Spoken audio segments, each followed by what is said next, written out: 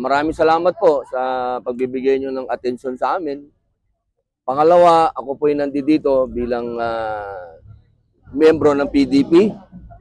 Pangatlo, ako po ay nandito para samahan yung aking mga kasama sa Tay Kami Naman. Dahil kami po ay halos masasabi po natin na sa matagal na panahon, 1 taon na ho, medyo nangangamba na ho ang maraming mga nagmamahal kay Digong dahil 1 taon na po siya doon. Kaya nangalap po kami ng mga tunay na pirma, tunay na mga tao na pumirma po para ipakita po sa Supreme Court na naghahangad na po kami lahat ng desisyon nila kung ano po ba talaga.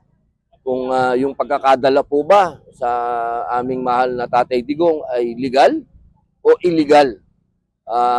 Alam niyo po, marami na pong na-file kasi dito ng mga petisyon na hinihingi po natin sa ating mga justices na desisyonan na po nila.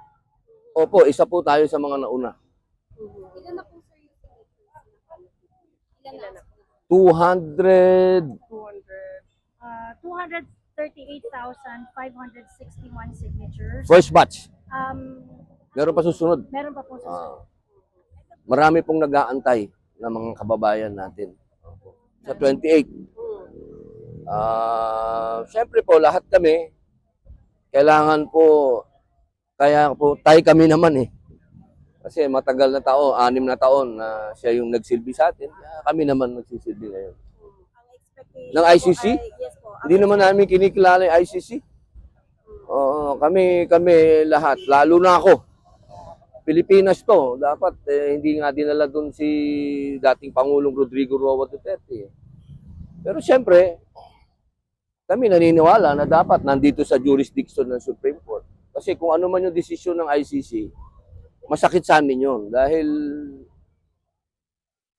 meron tayong, eto tayo sa harap ng natin, no, court. Meron tayong court na tumatakbo.